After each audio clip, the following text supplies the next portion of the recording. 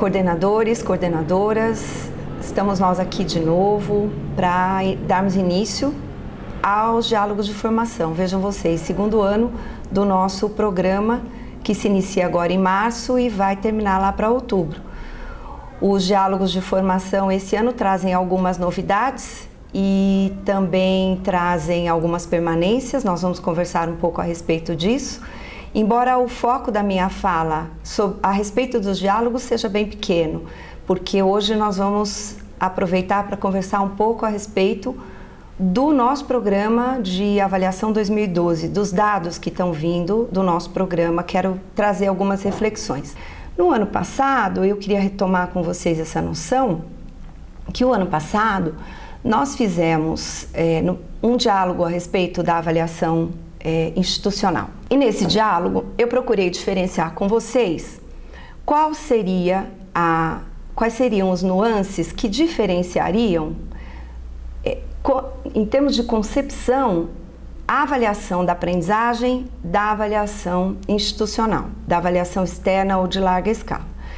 E nós vimos que o modelo da formação é diferente, o tipo de finalidade que essas duas avaliações têm, o tipo de instrumento que essas duas avaliações têm e a forma como elas são conduzidas são diferentes. Então nós não podemos esquecer que neste ano, quando formos estudar a respeito da avaliação, nós vamos ter momentos nos quais falamos da avaliação institucional, como é o caso de hoje, e outros momentos em que falaremos dos processos de avaliação da aprendizagem. Então, nós vimos que a avaliação da aprendizagem ela é feita com muitos instrumentos diferentes, enquanto que a avaliação institucional, a avaliação de desempenho, ela é feita fundamentalmente com um teste, que é aquela prova que vocês recebem de modo geral em setembro e que aí às quais os alunos se submetem e que, portanto, depois vão gerar os resultados de rede, os resultados de escola, os resultados de polo.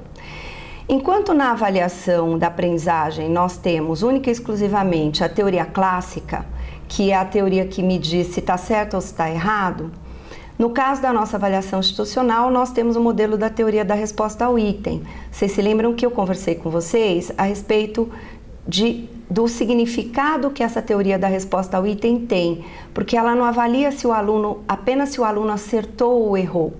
Ela avalia qual é a probabilidade ou qual é o conceito do qual ele está próximo quando ele dá uma resposta ou outra. Lembram que nós conversamos e eu expliquei que um aluno ele pode ter acertado metade da prova do teste de português e o outro aluno ou também acertar metade e não necessariamente eles estarem no mesmo nível de proficiência, porque cada questão do nosso teste de avaliação mede uma proficiência diferente, tem um nível de profundidade diferente e isso faz com que um mesmo aluno, errando aquela questão, ele tenha um nível de proficiência maior ou menor em função de quão próximo ele está da resposta que deveria ser, daquilo que aquela questão avalia. Eu lembro de também ter dito para vocês que o nosso programa de avaliação, a nossa prova, ela não pega conteúdo específico no sentido de cumprir o programa que normalmente nós temos que cumprir quando fazemos as nossas provas na escola. Por ela avaliar desempenho, ela tenta ver, assim, o que seria esperado que um aluno de quinto ano, um aluno de nono ano, um aluno de terceiro ano de ensino médio desse conta de fazer em matemática ou língua. Por enquanto nós estamos avaliando leitura e competência matemática e a escrita, não é? Mas o que o nosso aluno no final daquele ciclo deveria ser capaz de fazer, né? Então, se uma questão, um item da prova, ele envolve um conteúdo que o aluno ainda não teve naquele ano, por exemplo, no nono ano, ele não é impossível de ser feito. A permissão, o item permite que o aluno faça aquilo de um jeito inovador, criando um procedimento próprio, e se o aluno consegue, ele está num nível mais avançado. Em compensação, há itens que avaliam coisas muito simples, que todos os alunos deveriam saber. Se ele sabe aquilo, ele está no básico.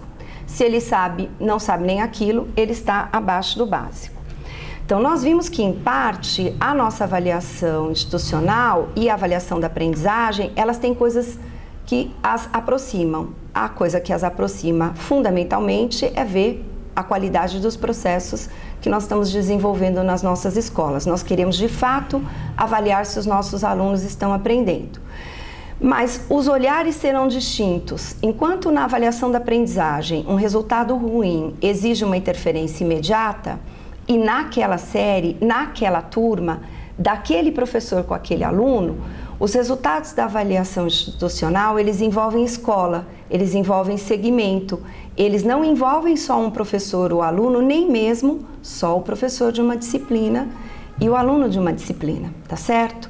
Então, são diagnósticos distintos. Um é para a intervenção mais imediata, o da aprendizagem. Outro é para uma intervenção a curto, médio e longo prazo, dependendo dos resultados que nós temos. E a natureza da reflexão é outra.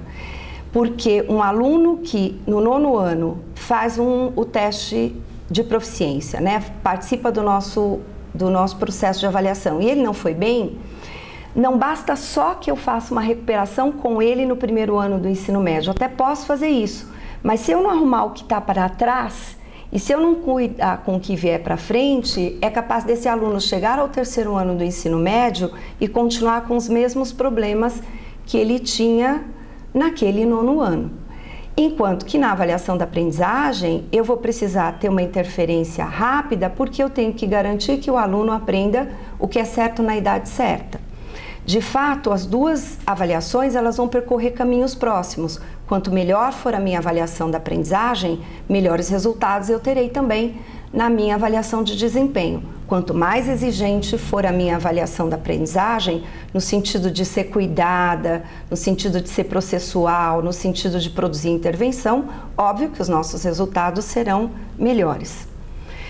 Bom, o que é importante também nós sabermos é que, e que é muito bom, é que nós não avaliamos, o nosso instrumento de avaliação institucional, ele não avalia os nossos alunos por nota, ele avalia por proficiência, e a proficiência, ela tem faixas. São 4 níveis de proficiência. Abaixo do básico, que nós não queremos ninguém ali abaixo do básico, o básico, que indica que os nossos alunos aprenderam o mínimo que se esperava, e os 2 melhores níveis, que são os níveis que nos interessam, que são o proficiente e o avançado. É interessante observar que a proficiência medida, vocês vão ver aí na tabelinha, a proficiência medida em português ela é um pouquinho mais alta do que em matemática. Isso tem uma razão de ser. No mundo todo, os alunos têm uma proficiência um pouco menor em matemática do que em língua. Então, já se pode exigir no mundo todo um pouco mais em língua do que se exige em matemática, por causa da complexidade dos 2 conteúdos ou das habilidades envolvidas em cada uma dessas áreas. A outra coisa que é muito interessante, e vocês vão ver que nós estamos muito bem na questão da leitura na rede salesiana, podemos melhorar, mas já avançamos muito, é muito interessante observar que um aluno que termina num nível de proficiência avançado no 5º ano, ele pode ser um aluno no básico no 9º ano. Se entre o 6º e o 9º ano nós não fizermos muita coisa para que ele evolua, aquilo que hoje é muito bom, é um ponto de partida excelente, que faz os nossos alunos estarem chegando ao 6º ano com um grau de compreensão leitora muito significativo, pode não evoluir, ele estaciona ou regride. Então, não é porque hoje um aluno está no proficiente ou avançado no 5º ano, que ele será assim, esse mesmo aluno será assim no 9º ano. Se vocês observarem na tabela, vocês verão que para um aluno no 5º ano, eu preciso que ele tenha 250 pontos ou pelo menos 250 pontos para ele ser considerado num nível avançado. Enquanto que no 9º ano, eu já vou precisar de 325 pontos e no 3º ano médio, 375 pontos. Então, eu preciso ter muita atenção, vocês que são coordenadores de segmentos diferentes, vocês precisam conversar muito sobre a proficiência dos seus alunos, porque o ponto de partida de um é importante para o alcance dos resultados do outro, mas ele não é suficiente. Nós vamos precisar, em cada série, fazer a nossa parte, né? E a mesma coisa vai acontecer em matemática. Então, Em matemática, eu tenho alguns níveis de proficiência que são básicos, e eu vou dizer, olha, eu estou mandando, ou pegar o proficiente lá, né? Nossos alunos estão bem, eles estão no proficiente, saindo do 5º ano, muitos deles no proficiente. Isso é verdade, a rede tem conseguido resultados muito bons nesse sentido, no 5º ano, mas não vai ser suficiente para que ele chegue no 9º ano nesse mesmo patamar, né? Se vocês olharem esse gráfico, vocês verão uma coisa interessante. Há um movimento no Brasil chamado Todos pela Educação, que tem interferido bastante nas metas governamentais. São empresários, são pessoas que são da esfera pública, da esfera privada, empresários, intelectuais. Eles montaram esse movimento e, de uma certa forma, a intenção é pressionar o governo para que os nossos resultados de avaliação, os nossos resultados de aprendizagem melhorem no país todo. É bacana porque o Todos pela Educação conseguiu colocar uma meta de que a cada ciclo os alunos tenham aprendido pelo menos no mínimo 70% do que era esperado deles naquele ciclo. Então, ao final do 5º ano, os alunos têm que ter aprendido pelo menos 70% do que se esperava deles. A mesma coisa no 9º ano, a mesma coisa no 3º ano do ensino médio. O Brasil está muito longe disso. Esse gráfico que vocês estão vendo, que é um gráfico de níveis de desempenho, que mostra umas pessoinhas, ele mostra o seguinte, que o ideal é que nós tivéssemos o grande contingente dos nossos alunos, os 70% dos nossos alunos, entre o proficiente e o avançado. Quem está abaixo do básico não aprendeu nada. Quem está no básico, falando de um modo grosseiro, é quase um analfabeto funcional. Ele aprendeu coisas, mas muito menos do que ele poderia e do que ele deveria. Então, a nossa meta é sempre estar com um grande contingente de alunos nos 2 níveis mais avançados. O Todos pela Educação, com essa meta de 70% dos alunos em cada segmento terem aprendido o que é certo na idade certa, estabeleceu uns níveis que são abaixo do básico 5%. Por que não 0%? Porque nós temos nas nossas escolas, especialmente nas escolas públicas, mas também nas escolas da rede salesiana de escolas, alunos com déficit, alunos que têm dificuldade de aprendizagem, alunos portadores de alguma síndrome. Então, esses 5% eles garantem no Brasil que nós tivéssemos uma margem para esses alunos que escapam. Os alunos no básico, 25%. Observem que eu estou falando da meta nacional, eu não estou falando da meta da rede. A meta da rede, vocês vão ver que é um pouquinho mais exigente e ela vem no próximo slide. Por que 25% no Brasil? Porque o Brasil tem resultados ainda muito ruins. Então, eles optaram por pôr uma meta já bem ousada para o resultado que nós temos. E eles dizem, olha, se nós conseguirmos que 1/4 da nossa população tenha alcançado pelo menos o básico, nós teremos um resultado melhor do que temos hoje. O proficiente, 45% e o avançado, 25%.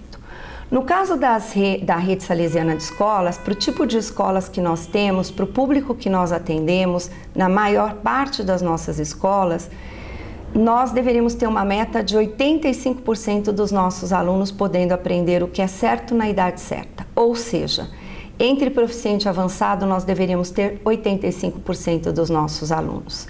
O abaixo do básico nós podemos manter 5% e no básico o mínimo do mínimo do mínimo 15%, ou melhor, o máximo de 15%. Nós podemos ainda trabalhar para esse número ser menor, né?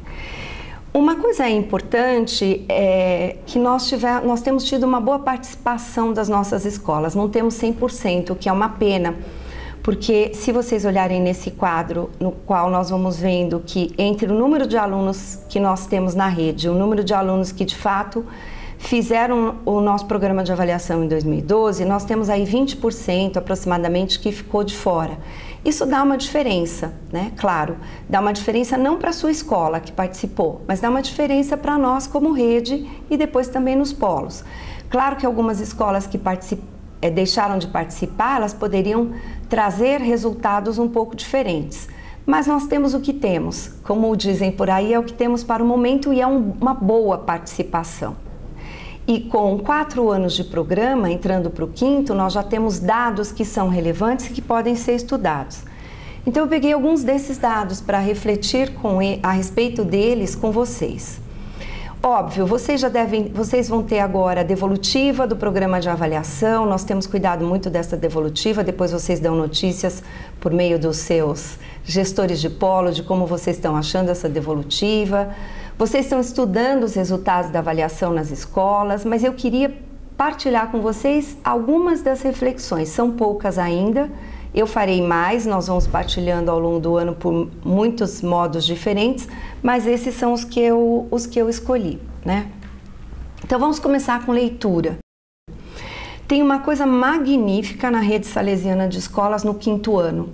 Olhem os dados do 5º ano, nós não temos um aluno abaixo do básico. A nossa meta de básico, ela já foi atingida e nós estamos, se vocês juntarem aí os nossos alunos, nós estamos com a meta de 85%, mais de 85% dos nossos alunos do 5º ano tendo atingido níveis de proficiência leitora muito bons. Ou seja, não acreditem quando seus professores de 6º ano disserem que os seus alunos não sabem ler, porque eles sabem. Eles sabem o que é esperado e até mais do que é esperado para um aluno de 5º ano que chega ao 6º ano. No caso do 9º ano, nós também vamos bem, embora nós tenhamos um número maior de alunos no básico do que temos na nossa turma de 5º ano. Mesmo assim, vocês podem ver que entre o proficiente e avançado, também estamos perto da nossa meta. Nós ainda temos um problema no ensino médio, porque no ensino médio nós temos alguns alunos no abaixo do básico, e nós temos um número menor de alunos do ensino médio no avançado. Nós estamos com uma concentração muito grande de alunos no proficiente. Se vocês olharem aí a distribuição percentual dos alunos nos níveis ao longo dos anos, vocês vão ver algumas coisas interessantes. Observem eu não vou ler todos os dados com vocês, mas eu queria que vocês observassem algumas coisas. Observem que interessante o 5º ano. O 5º ano, ele foi diminuindo progressivamente os alunos do nível básico, aumentando para o proficiente e se vocês olharem rapidamente, vocês vão dizer assim, olha, mas em 2011 eu tinha 38% dos alunos do 9º ano no nível proficiente, agora eu só tenho 33%, mas olhem os dados do avançado, são 58%. Então nós estamos com quase, gente, é um número muito grande. Observem que são 91% de alunos do 5º ano indo para o 6º ano no nosso nível avançado e proficiente.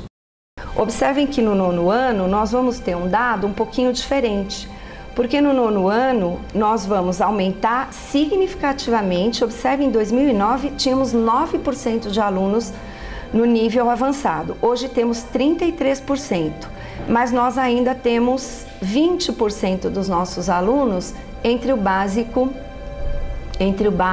e o abaixo do básico, ainda é um trabalhinho de migração para fazer. E no caso do ensino médio, é o ensino médio onde nós temos o menor progresso do nível proficiente para o nível avançado. Nós praticamente estacionamos, vocês conseguem ver? Nós tínhamos 79% em 2009, 71% e depois 69% e 69%. Essa variação de 79 para 71, ela não significa que nós aumentamos nem diminuímos, significa que no curso de elaborar, de participar de um programa de avaliação, nós podemos ter uma variação de um ano para outro. O que é bacana vocês verem é que depois de 4 anos algumas tendências se mantêm. Então eu ainda não sei por que o terceiro médio estabilizou. Nós podíamos dizer assim, eles não fazem a prova com tanto empenho, nós vamos já conversar um pouquinho mais a esse respeito, mas eu queria muito que vocês soubessem que nós precisamos fazer alguma coisa. Por quê? Porque os vestibulares e o Enem, o que eles pedem é alunos em níveis altos de proficiência leitora, né? E nós aqui ainda temos uma questão. Eu peguei só um quadrinho para mostrar para vocês que a competência leitora, de um modo geral, na rede salesiana de escolas, embora nós tenhamos aqui ou ali algumas coisas para arrumar, a competência leitora ela está atingindo um princípio da equidade, ou seja, todos os alunos em todos os segmentos estão avançando na competência leitora com alguma variação, né? E é interessante porque nós temos aí domínios de leitura diferente. Então, leitura enciclopédica, leitura sistêmica, leitura textual, variação linguística. E os nossos alunos todos, eles têm, em todos os segmentos, vocês podem ver, eles têm proficiência leitora bastante razoável, perto da meta dos 70%. Com o ensino médio, um pouquinho além, o que se espera. Mas depois vocês vão ver que quando avaliamos os gêneros textuais, daí nós temos uma diferença. Olhem com mais cuidado os seus relatórios, porque isso está bem marcado lá. O que é interessante é que a revista Veja, recentemente, ela trouxe um raio-x do Enem. Eles mapearam o tipo de questão que foi cobrado na prova, o que apareceu nos exames do Enem, desde 2009 até 2012.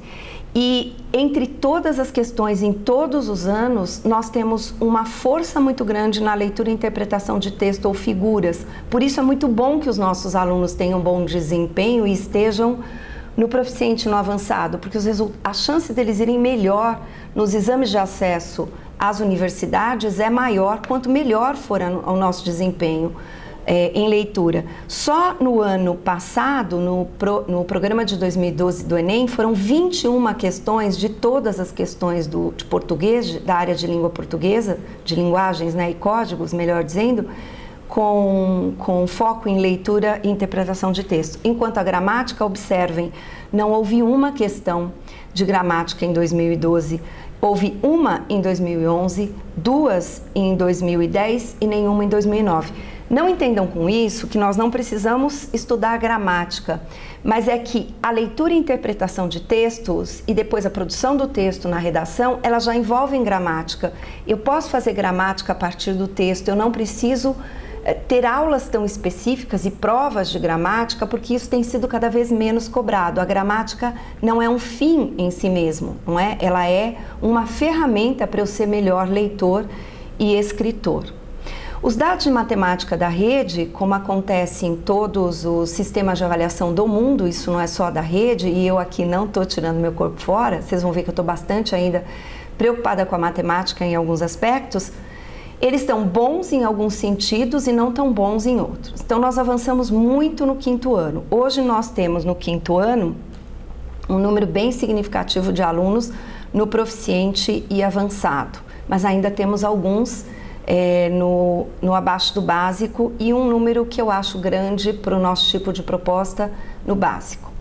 Os nossos maiores problemas com matemática estão no 9º ano do ensino fundamental. Observem que entre o abaixo do básico e o básico nós temos 65% dos nossos alunos, então nós estamos muito longe da nossa meta de 70% no proficiente avançado, e isso não é diferente no ensino médio. Com uma coisa que me chamou bem a atenção, nós temos o maior número de alunos abaixo do básico na nossa rede salesiana é no ensino médio. E observem que eu poderia dizer assim, os nossos alunos do 9º ano estão indo para o ensino médio sem saber algumas coisas. De fato, isso pode acontecer. Como nós estamos com um número muito grande de alunos do 9º ano no básico, dependendo de como eles estão sendo recebidos no ensino médio, um contingente desses alunos, como eu falei antes, eles vão cair para o abaixo do básico, porque as exigências do ensino médio são outras, né? Mas também nós temos 3 anos do ensino médio, nós precisamos ver o que está sendo feito lá para esses dados ainda não serem tão bons quanto eles deveriam.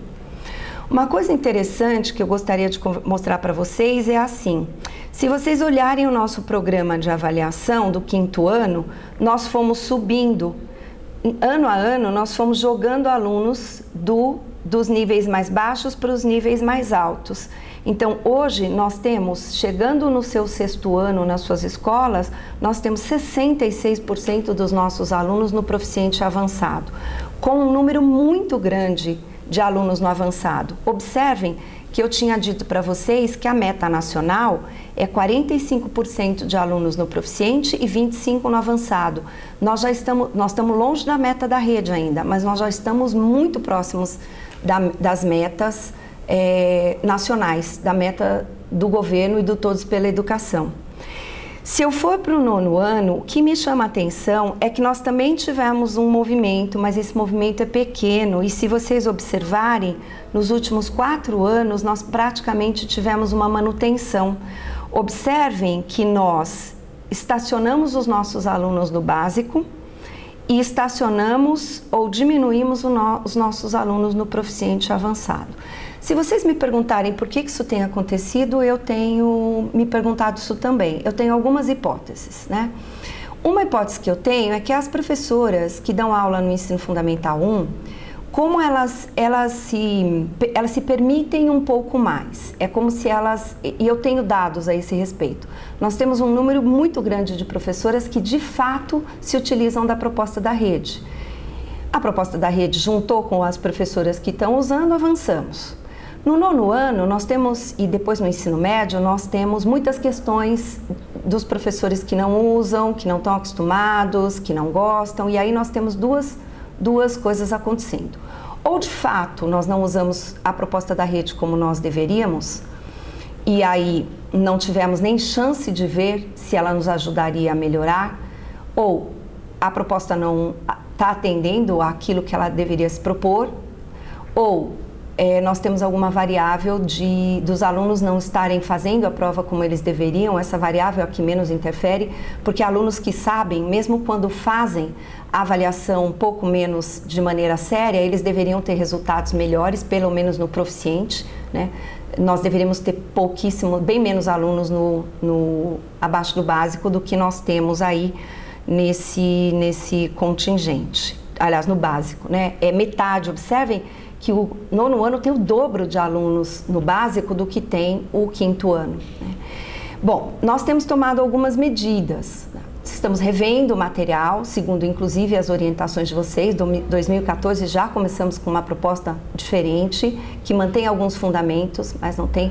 Eu tenho resultados de 15 escolas, das 15 melhores notas de São Paulo no Enem, em matemática, da cidade de São Paulo, das 15 melhores notas do Enem, 4 são escolas que usam uma proposta muito semelhante à de vocês, né, o que não é pouco. Eu e o professor Ailton estamos fazendo um levantamento das notas de matemática no Enem, porque nós vamos precisar cruzar muitos dados para analisar isso juntos. Mas tem um dado, e no ensino médio, então, a coisa vai pior, né? O ensino médio é o nosso calcanhar de Aquiles aqui. Nós vamos precisar pensar juntos, eu não tenho a resposta para tudo isso. Solução fácil não há e não vai ajudar, então nesse momento, por mais que eu queira que vocês me digam o que vocês acham e nós vamos usar isso, nós precisamos tirar do nosso foco, assim, é a família que não ajuda, os meninos que estão com os hormônios à flor da pele, porque isso... Hormônio à flor da pele é da genética da espécie, nós não vamos poder mudar isso em momento nenhum, né? As famílias são como elas são, nós podemos ajudar, mas não podemos interferir. A nossa pergunta é o que nos cabe?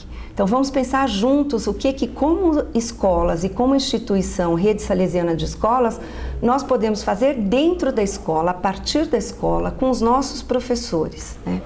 Mas uma coisa que me chama a atenção, pessoal, no caso especificamente da matemática, nós temos 2 coisas que são muito gritantes. A primeira é que a prova de matemática do hoje prestador de serviço, que nos assessora aí pela ANEC, ele não é contratado pela rede e nem por mim, ele é um prestador de serviços contratado pela ANEC, nós nos associamos à ANEC e usamos o sistema. Ele avalia 4 grandes eixos em matemática: álgebra e relação, que é toda a parte das crianças e dos meninos e meninas, os jovens fazerem relações e lidarem com fórmulas e tal, espaço e forma, incerteza, que é toda a parte de estatística e tratamento da informação, e números e medidas. Observem o 5º ano. O 5º ano, ele está equilibrado e a chance de um aluno do 5º ano acertar uma questão de álgebra e relação, espaço, forma, incerteza e quantidade e medida é praticamente a mesma. Um pouquinho menor em espaço e forma, mas observem que nós estamos em todos os eixos, todos os temas estruturadores, o 5º ano está fazendo a sua meta minimamente a meta nacional, de ter pelo menos 70% de coisas aprendidas certas na idade certa. Observe o que está acontecendo com o 9º ano do ensino fundamental e observe o que está acontecendo com o 3º ano do ensino médio. E a coisa que mais me chama a atenção é que tudo que os professores mais fazem no 9º ano e no 3º médio é álgebra. E nós temos dados muito abaixo do esperado em álgebra. Nós estamos, com exceção de números e operações, observem que isso já vem bom do 5º ano, então ele está razoável lá no 9º ano, os outros dados estão muito abaixo. E a outra coisa que chama atenção é quando nós olharmos o nível de complexidade das questões. Nós já falamos sobre o nível de complexidade das questões. E eu tinha dito para vocês que conexão e reflexão são os níveis mais altos de pensamento matemático. Vocês se lembram disso? E eu disse para vocês também que as nossas provas de vestibular e o Enem, eles são quase todos focados em competências que envolvem reflexão e conexão. É interessante observar que os nossos alunos do 5º ano vão muito bem, obrigada, em conexão e reprodução, ou seja, eles estão fazendo o que eles deveriam fazer, eles sabem técnicas de reprodução, eles resolvem operações, nós estamos com mais de 70% aí. Os nossos alunos do 5º ano ainda tem uma questãozinha, eles estão, quando uma questão é de reflexão, eles ainda titubeiam um pouco, mas está muito bom, porque nós estamos com nível de proficiência avançado e proficiente exatamente porque os nossos alunos têm nível alto de chance de acertar reflexão e conexão. Algumas das nossas escolas têm o mesmo nível da Finlândia, da Coreia, é muito interessante. Quando vai para o 9º ano e para o 3º médio, observem que nós estamos com um nível razoavelmente equilibrado no 9º ano, mas bem abaixo dos 70%. E no 3º ano do ensino médio, nós estamos com níveis muito equilibrados, ou seja, os nossos alunos, eles, diante de uma questão mais complexa, eles têm só 50% de chance de acertar uma questão de conexão ou de reflexão. Um nível de reprodução de 45% já é pequeno, é baixo, mas o nível de conexão e reflexão de 45% não faz ninguém entrar no Enem e é muito difícil concorrer nos grandes vestibulares, porque as melhores escolas, elas têm níveis de proficiência mais alto. O que eu estou dizendo para vocês? De alguma forma nós estamos mandando alunos do 5º para o 6º ano com nível de proficiência alto. Alguma coisa está acontecendo aqui e eu vou dizer para vocês. Vamos assumir toda a responsabilidade que pode ter o livro, mas não é só o livro. Porque vejam, se fosse só o livro, os nossos alunos estariam muito bem em reprodução no 9º ano. Se fosse só a questão do livro, que o professor estivesse fazendo o que ele faz, os nossos alunos estariam muito bem nos níveis de reprodução. E nós estamos só com 60%, não chegamos nem aos 70%. Então, alguma coisa nesse percurso do ensino da matemática ainda está acontecendo que nós podemos pensar. Como é que estão indo as nossas provas? Qual é o planejamento de aula? Que tipo de questão o professor está privilegiando em aula? Alunos que só resolvem coisas fáceis, só resolverão coisas fáceis. Enfrentar uma situação de conexão ou de reflexão depois é muito complicado. E o que me chama a atenção é o fato também de nós termos os nossos alunos do ensino médio e do 9º ano com baixa proficiência em espaço e forma. E também com uma proficiência um pouco baixa, bem baixa em álgebra e em estudos de relações. Quando eu vou, no entanto, para o raio-x do Enem, eu vou ver que geometria, em 2011, teve 11 questões na prova de matemática. Então, se os nossos alunos estão com baixa porcentagem de acerto em geometria, condições de enfrentar questões de geometria na nossa prova institucional, que tem muitos moldes do Enem, alguma coisa vai dar errado lá no Enem. E o que me chama a atenção é que os nossos livros, tem questões dos nossos livros que estão nas provas do Enem. Os nossos livros de educação infantil até o ensino médio, isso não vai mudar, isso vai ser a mesma coisa no material novo que vem aí, na reformulação que está sendo feita, tem muita geometria. Por que os nossos alunos não vão bem em geometria? A outra coisa muito interessante é que os professores A outra coisa muito interessante é que os professores, eles estão muito preocupados em fazer mais exercícios. De que tipo são esses exercícios? São de reprodução? Porque tem um outro dado do Enem que mostra que nós não tivemos nenhuma questão do Enem deste ano, de 2012, que cobrou qualquer tipo de reprodução. Para não dizer que não teve nenhuma, em 4 anos, 2 questões de equações simples, nenhuma mais. O resto tudo de nível de complexidade mais alta. Então, quais são os nossos próximos passos? Olha, nós avançamos, apesar de esses dados serem assim, leitura escrita avançou, a parte de matemática também do 5º ano, eu estou muito satisfeita, nós estamos avançando bastante, mas ainda há preocupações. Não dá para deixar isso no relatório e não dá para deixar isso esperando que alguém tome as decisões. Eu não posso esperar isso, né? Porque nós todos somos responsáveis por esses alunos que estão conosco. Então, nós precisamos pensar juntos como daremos conta disso que nos cabe. Eu não vou mudar o hormônio do menino, mas ele precisa aprender matemática.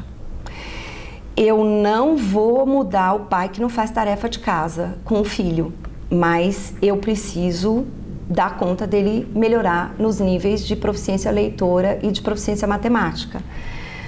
O caminho que nós temos para pensar agora, vocês nas escolas, nos polos e a rede como um todo, é quais metas nós vamos propor por nível. O que é que vai nos fazer, por exemplo, eu quero muito pensar com vocês qual é uma meta esperada em termos de rede salesiana de escolas, mas eu preciso saber que metas vocês vão propor para vocês mesmos nas suas escolas.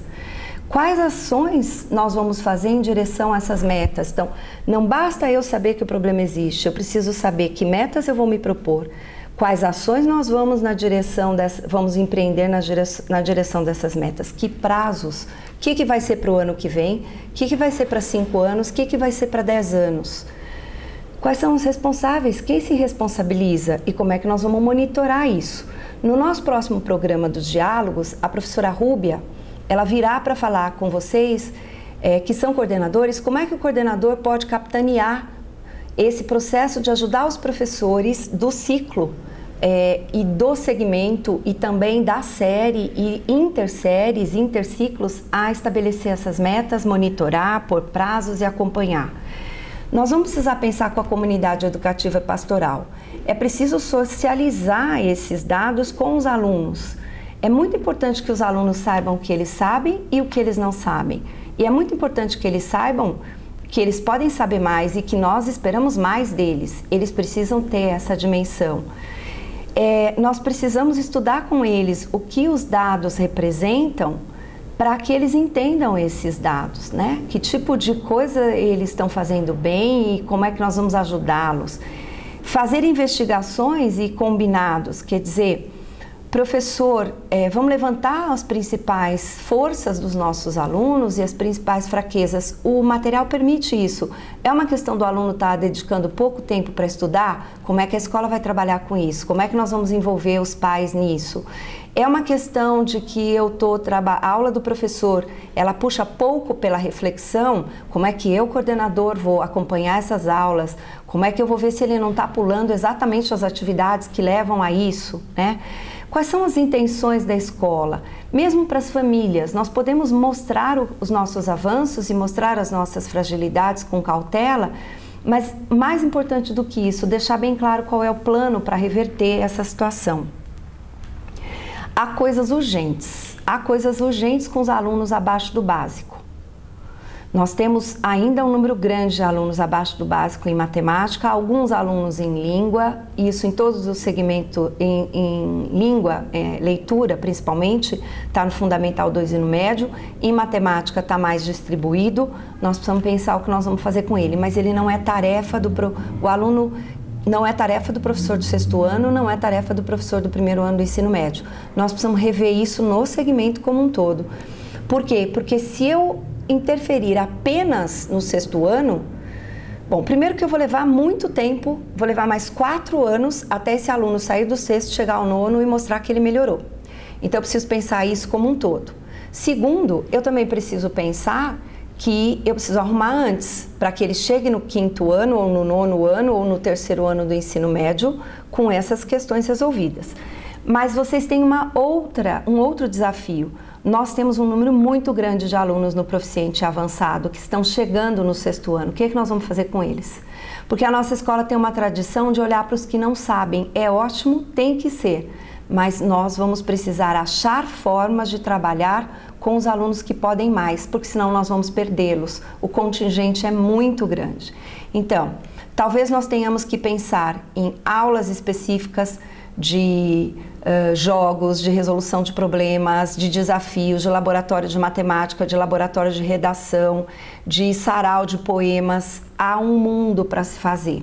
Eu estou coletando algumas experiências de algumas escolas e nós vamos criar um espaço de boas práticas no portal até o 2º semestre, né?